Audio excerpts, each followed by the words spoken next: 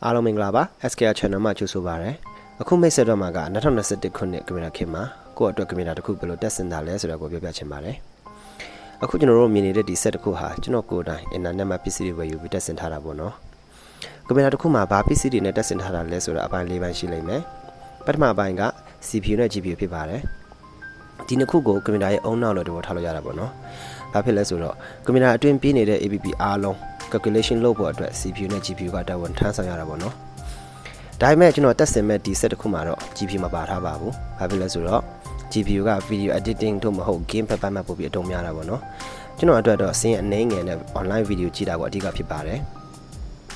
GPU မတုံးတာနဲ့ game တွေဆော့လို့မရတော့ဘူးဆိုတာလည်းမဟုတ်ပါဘူးအများစုမှာတော့ပုံမှာတာမန်တုံးဆွဲနိုင်တဲ့ GPU ကိုတော့ထည့်ထားပါတယ်ဒုတိယပိုင်းက RAM နဲ့ hard disk ဖြစ်ပါတယ်ဒီနှစ်ခုကိုဘယ်လိုနားလည်ပြရမှာလဲဆိုတော့စက်ရုံတစ်ခုရဲ့အတွင်းကိုယ်တောင်နဲ့အပြင်ကိုယ်တောင်လို့တဘောထားလို့ရပါတယ်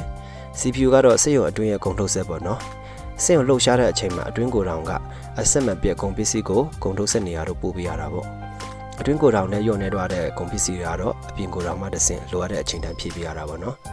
်ဒီနှစ်ခုရဲ့အဓိကခြားနာချက်ကတော့ကိုယ်တောင်မှကုန်ထုတ်စက်နေရာတို့တွားရောက်မဲ့ခရီးစဉ်အကွာဝဲမတူပါဘူးဒါကြောင့် RAM က CPU နဲ့ပို့ပြီးနေတာပေါ့နော်အချင်းချင်း data ကို transfer လုပ်မယ်ဆိုလည်းပို့ပြီးမြန်တာပေါ့ထို့ကြောင့်ကွန်ပျူတာသုံးတဲ့အချိန်မှာသုံးရမဲ့ data တွေကိုအရင်ဆုံး RAM ထဲတော့ထည့်ထားရတာပေါ့မတုံးတဲ့ data ကိုတော့ hard disk ထဲမှာ save လုပ်ထားရတာပေါ့နော်တတိယအပိုင်းကတော့ motherboard ဖြစ်ပါတယ်သူ့ကိုတော့စက်ရုံရဲ့အဆောက်အဦလို့တဘောထားလို့ရပါတယ် hard disk ကလွဲလို့ကျွန်တော်တို့ရဲ့ CPU GPU RAM အားလုံးက motherboard ပေါ်တွင်တက်ဆင်ရမှာပါ hard disk ကတော့ motherboard ပေါ်ကိုစာတာကြိုးပင်တစ်ဆင့်ချိတ်ဆက်ရတာပေါ့နော်ဒါတွေအားလုံးတက်ဆင်ပြီးတော့ပြီဆိုရင်ကျွန်တော်တို့ရဲ့ motherboard ကိုကွန်ပျူတာပုံထဲလို့ထည့်လို့ရပါပြီဒါတွေက power supply ပေါ့နော် motherboard လိုအပ်တဲ့ power တွေကိုသူကအထောက်အကူပေးရတာပေါ့ဒါတွေနားလည်ပြီးတော့ပြီဆိုရင်ကျွန်တော်တို့ကွန်ပျူတာတစ်ခုတက်ဆင်ဖို့ဘာတွေလိုအပ်တာလဲဆိုတာကိုလည်းနားလည်တော့ပါပြီအခုစပြီးတက်ဆင်ဖို့လိုအပ်တဲ့ပစ္စည်းတွေကိုလည်းဝယ်လို့ရပါပြီဒီတစ်ခါကျွန်တော်ရဲ့ပစ္စည်းတွေကတော့တရုတ်ပြည်နဲ့ဝယ်ထားတာပေါ့နော်ဒါကြတော့ကွန်ပျူတာပုံနဲ့ power supply ပေါ့ကျွန်တော်ယူတဲ့ power supply က350 volt ဖြစ်ပါတယ်ကွန်ပျူတာပုံရဲ့ size ကျတော့ M80H ပါဒါလေးကတော့ motherboard ရဲ့ size အမျိုးအစားပေါ့နော်ဘာဖြစ်လဲဆိုတော့ကွန်ပျူတာပုံရွေးတဲ့အချိန်မှာ motherboard ရဲ့ size နဲ့တူညီရမယ်သို့မဟုတ် motherboard ရဲ့ size တက်ပိုပြီးကြီးရမယ်ဒါလေးကိုတော့တတိထားပြရမှာပေါ့နော်ဒီနှစ်ခုကစုစုပေါင်းတရုတ်ငွေ128ကျပ်ကြတာပေါ့နော်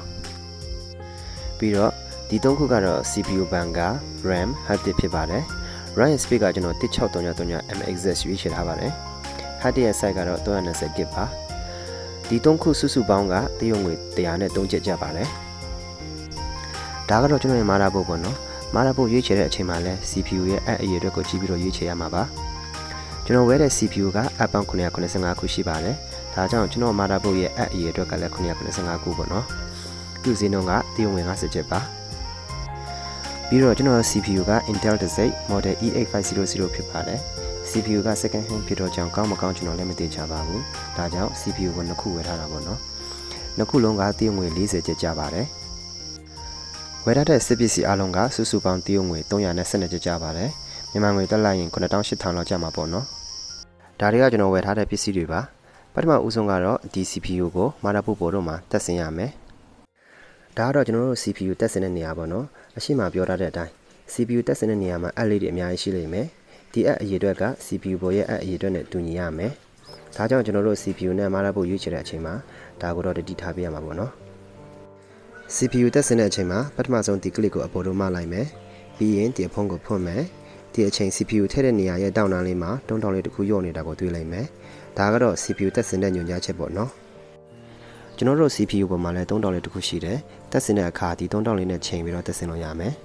တတိထားရမှာက CPU တက်ဆင်ပြီးတော့ရင်တော့မဖိပေးပါနဲ့ဘာကြောင့်ဆိုတော့တက်ဆင်မဲ့နေရာရဲ့အပ်လေးတွေကျိုးတော့မှာကိုစိုးရင်ပါတယ်ဒီအပ်လေးတွေကျိုးတော့ရင်ကျွန်တော်တို့ motherboard ကပြတ်သွားပြီလို့ပဲတပေါ်ထားလို့ရတော့မှာပြီးတော့ပြီဆိုရင်ဒီအဖုံးလေးကိုပေးလို့ရပြီပြီးတော့ဒီ clip လေးကိုဒီချိန်နားမှာချိတ်ပေးလိုက်မယ်ဒီလိုဆိုရင်ကျွန်တော်တို့ရဲ့ CPU ကတက်ဆင်ပြီးတော့ပါပြီ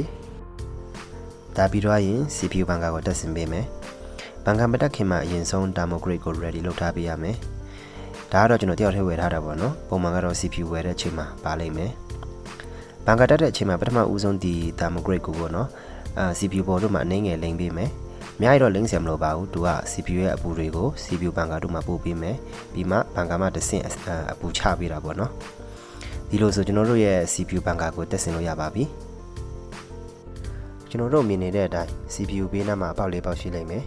ဒါက CPU ဘန်ကာရဲ့ခြေထောက်ကိုခတ်တဲ့နေရာပေါ့နော် CPU ဘန်ကာရဲ့ခြေထောက်ကိုဒီအပေါက်လေးပေါက်နဲ့ချိန်ပြီးတော့ဘန်ကာခြေထောက်ပေါ်ညွှန်ကြားထားတဲ့များအတိုင်း90ဒီဂရီလောက်ပြောင်းပြန်လှည့်ပေးမယ်ပြီးရင်ဘန်ကာခြေထောက်ကိုချိန်ထားတဲ့အပေါက်ထဲကိုဖိသွားမယ်ဒါဆိုရင်ခြေထောက်တစ်ခုကတက်ပြီးတော့ပါပြီကျန်တဲ့ခြေထောက်ကိုလည်းဒီနီလာနဲ့အတူလှုပ်ဆောင်ပေးမယ်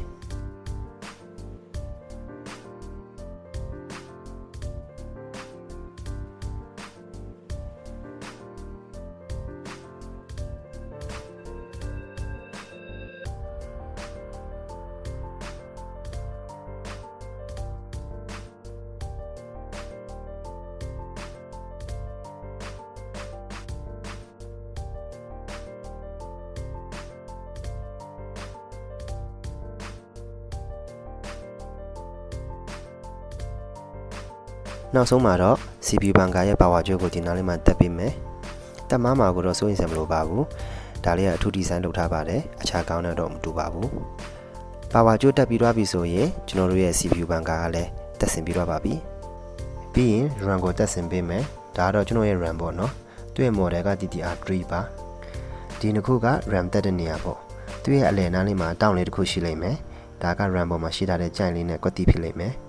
model မတူရင်ဒီချက်လေးရဲ့နေရာကမတူပါဘူးအစိမ်းရောင်ကတော့ DDR2 ပေါ့နော်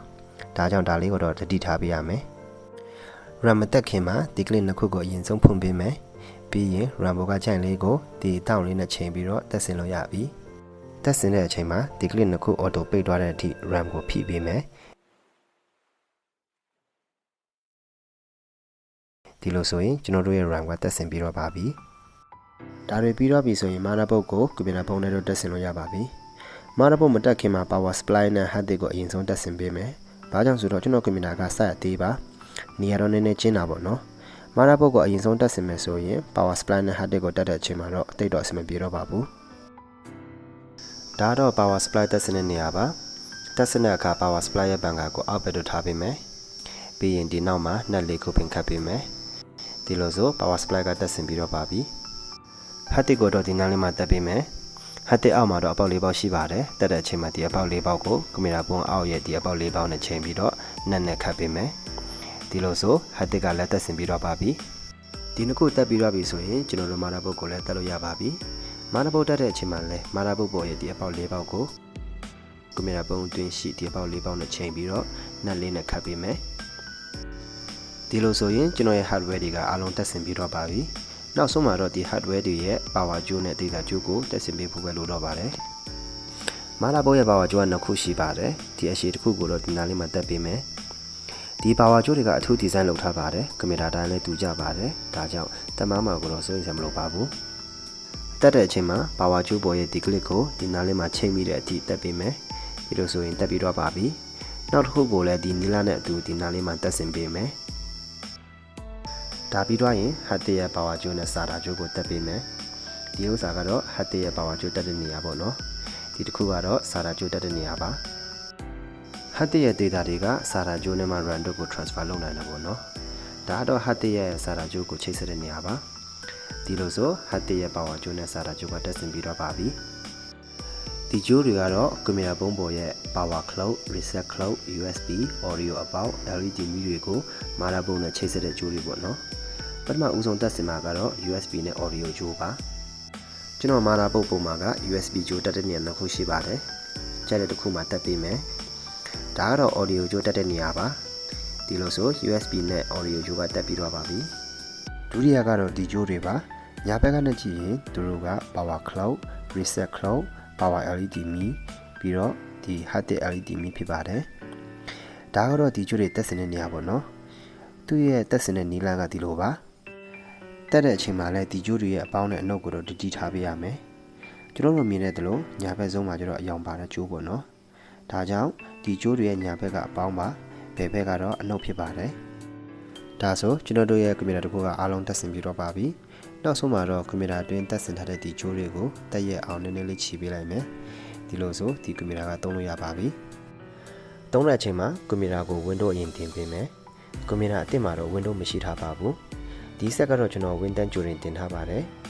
window ဘယ်လိုတင်ပါလဲဆိုတာကိုကျွန်တော်ဗီဒီယိုနောက်တစ်ခုမှဆက်ပြီးတော့မိတ်ဆက်သွားပါမယ်အကယ်၍ကျွန်တော်ဗီဒီယိုကအားလုံးအတွက်အကျိုးနည်းနည်းလေးရှိတယ်ဆိုရင်ကျွန်တော်ကို like လေးနဲ့ follow လေးတစ်ချက်လောက်လုပ်ပေးပါဒီအတွက်ကိုတော့အရန်ကျေးဇူးတင်ပါတယ်